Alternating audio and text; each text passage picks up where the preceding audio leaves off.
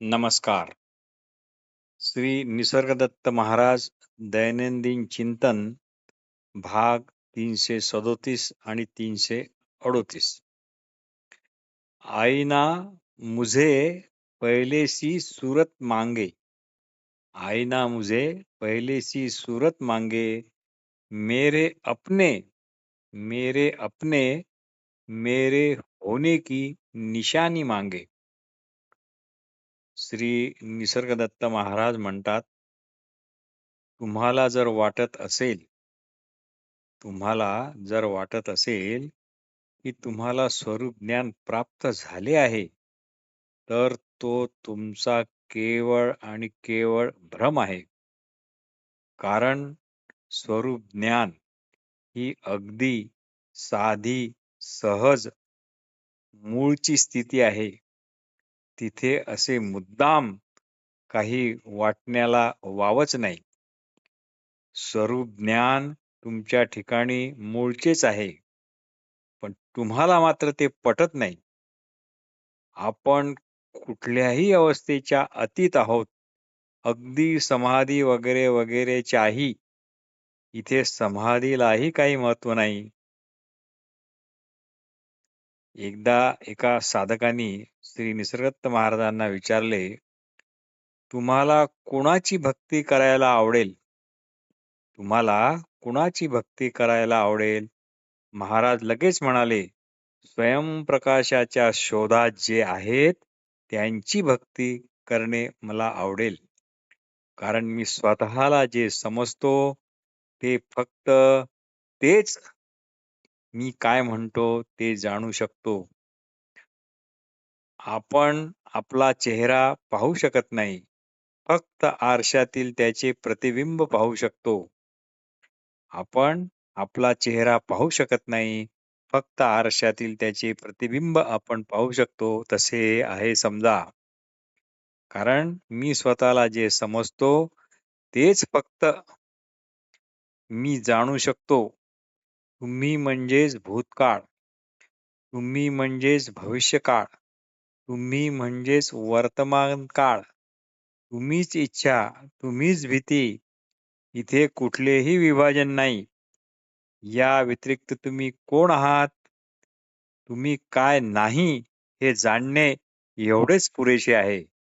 कारण बुद्धी आणि पूर्वधारणा यालाच संस्कारबद्धता असे म्हणतात. संस्कारबद्धता, पूर्वधारणा म्हणजेच तुम्ही हे दोन नाहीत. हे जोपर्यंत तुमच्या लक्षात येत नाही, तोपर्यंत स्वरूप ज्ञान प्राप्त होणार नाही. कारण तुम्ही स्वतःच जे काय आहात त्याचे वर्णन तुम्ही नसलेल्या संज्ञांनी होऊ शकणार नाही. कारण तुम्ही वस्तुतः जे काय आहात त्याचे वर्णन तुम्ही नसलेल्या संज्ञांनी होऊ शकणार नाही. मी हे नाही, मी ते नाही असे तुम्ही म्हणू शकता, पण मी असा आहे, मी तसा आहे असे मात्र तुम्ही म्हणू शकत नाही. म्हणू शकलाच तर ती केवळ कल्पनाच ठरेल. मुळात तुम्ही अंगचेच स्वरूप ज्ञानी आहात. तेच आहात, पण तुम्ही त्याला संधी देत नाही. स्वतःच्या ठिकाणचे अमके तमकेपणा सोडत नाही. मग तरच तर त्याला संधी मिळेल. एखादी प्रिय वस्तू जर हरवली तर ती स्मरणातून जात नाही. तसेच मी आहे किंवा अगोदरच्या असणेपणाकडे लक्ष ठेवा. पण या आहेला आपण देहभावना, विचार, कल्पना, मालमत्ता, मते, आग्रह, मान्यता, हट्ट चिटकवलेले आहेत. व ह्या गोष्टीच आपण म्हणून तुम्ही स्वतःला मिरवता. त्यामुळे तुम्ही जे नाही ते आपण असल्याचा गैरसमज होतो. अशा प्रकारे आहे म्हणून जे निश्चल आहे त्याचे ज्ञान होणे म्हणजेच निश्चलच होणे होय. यातच सर्व प्राणीमात्रांचे हित आहे. मग सर्व बाबतीत व्यवस्थितपणा आणणारी शक्तीच तुम्ही बनता. तुमच्या जाणीवेतील भरवणीने भारावून जाऊ नका. अशी जाणीव म्हणजेच भरवण. दोन्ही एकच. Content of consciousness is consciousness. इकडे लक्ष असू द्या. एकाने प्रश्न विचारला, स्वरूप ज्ञान प्राप्त झाले म्हणजे तुम्ही म्हणता शुद्ध जाणीव सर्वव्यापी आहे, तर आंधळ्या माणसाला दृष्टी येईल का हो? यावर महाराज लगेच म्हणाले, तुम्ही शुद्ध जाणीवेची ज्ञानेंद्रियाच्या संवेदनाशी गल्लत करत आहात. ज्ञानी हा मुळात देहातीत असतो. दृष्टी असो अथवा नसो, त्याला त्याचे काहीच वाटत नाही. तुमच्या ज्ञानेंद्रियांनी होत असलेल्या ज्ञानाबाहेर जग आहे काय? तुमच्या ज्ञानेंद्रियांनी होत असलेल्या ज्ञानाबाहेर जग आहे का? तुम्ही जे जाणता त्या पलीकडे जाऊ शकता का? साधक विचारतो, मला एकटेपणाची भीती वाटते. त्यावर महाराज म्हणाले, तुम्ही व्यक्ती म्हणून एकटे एकाकी आहात, पण तुमच्या स्वरूपात मात्र तुम्ही समग्र आहात. इच्छा व भीतीचे स्वरूप तुम्ही ओळखा, मग सर्व गोष्टी जशा आहे तशा दिसतील. याचाच तुम्हाला मग विस्मय वाटेल. पण विस्मय हा सुज्ञतेचा उदय असेच समजा. काय घडले, कसे घडले, का घडले, हे नीट न समजणे हाच विस्मयाचा पाया आहे. हे श्रीनिसर्गदत्त महाराजांचे अतिशय महत्वाचे वाक्य आहे. विस्मयात राहणे म्हणजे कल्पनारंजनापासून दूर राहणे होय. ही पण एक प्रकारची साधनाच आहे. भाग 318 भाग 338. साधक विचारतो, आपण सर्वोच्च आत्मस्थितीत आहोत हे तुम्ही कशावरून जाणता? आपण तिचे वर्णन करू शकता का? यावर महाराज म्हणाले, नकारात्मक शब्दांनीच या सर्वोच्च आत्मस्थितीचे वर्णन करता येते. नकारात्मक शब्दांनीच या सर्वोच्च आत्मस्थितीचे वर्णन करता येते. म्हणजेच तुम्ही स्वतःला जे समजतात ते तुम्ही मुळीच नाही. अशा प्रकारे तुमच्या मनात आहे ते तुमचे जग, ते माझे जग नव्हे. माझे जग तुमच्या जगासारखेच आहे असे ठरवण्याला, असे समजण्याला तुम्हाला कोणताच आधार नाही. माझे जग दिसते तसे खरे सत्य आहे आणि तुमचे जग तुमच्या मनाच्या अवस्थेप्रमाणे आहे. म्हणजे इच्छा आणि भीती यामुळे ते बद्ध आहे.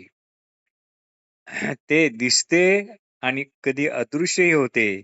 तुमचे जग थोडेसे परके विसंवादी असल्यामुळे तुम्हाला त्याची फार भीती वाटते. माझे जग मी स्वतःच आहे, त्यामुळे मी स्वगृही असल्याप्रमाणे आरामात आहे, निवांत आहे. मी वास्तव जगात असतो आणि तुमचे जग तर काल्पनिक इच्छा आणि भीती यांनी युक्त आहे. तुमचे जग वैयक्तिक आपापल्या कल्पनेप्रमाणे बनवलेले आहे. प्रत्येकाचे वेगवेगळे आहे, स्वतंत्र आहे, खाजगी आहे, बंदिस्त आहे, अतिपरिचित असल्यामुळे घाबरविणारे सुद्धा आहे, असे आपलेच आहे. त्यात दुसऱ्या आणखी कुणाचा प्रवेश होतच नाही. आणि तुम्ही जे पाहू शकता, जे तुम्ही ऐकू शकता, तसे ते मात्र तुमच्याप्रमाणे ते तुमच्या जगात येऊन पाहू ऐकू शकत नाही. तुमच्या अशा जगात संपूर्ण एकाकी असता. तुम्ही तुमच्या अशा जगात संपूर्ण एकाकी असता. तुम्ही तुमच्या सतत बदलणाऱ्या स्वप्नात बंदिस्त असता आणि त्यालाच तुम्ही मात्र जीवन समजता. माझे जग मात्र मोकळे आहे, सर्वसामान्य आहे, तुमच्यासारखे विशेष नाही. माझ्या जगात सर्वांना प्रवेश आहे. सारे तिथे एकच आहेत आणि एकमेव सुद्धा आहेत. तेच सर्व आहेत. मी ऐकतो, बोलतो व कृती करतो असे तुम्हाला दिसते, पण माझ्या दृष्टीने ते फक्त घडते एवढेच. जसे तुमच्या अन्नाचे पचन होते, घाम येतो, हे घडते एवढेच आहे.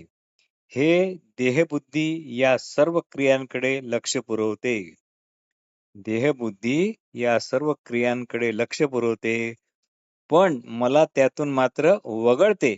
जसे तुम्हाला केस कसे वाढतील याबद्दल चिंता करण्याची मुळीच जरुरी नसते. त्या गोष्टी केवळ घडतात आणि त्याचा माझ्याशी किंवा आपल्याशी संबंध तुटलेला असतो. कारण माझ्या जगात कधीच काही घडत नाही आणि बिघडत नाही.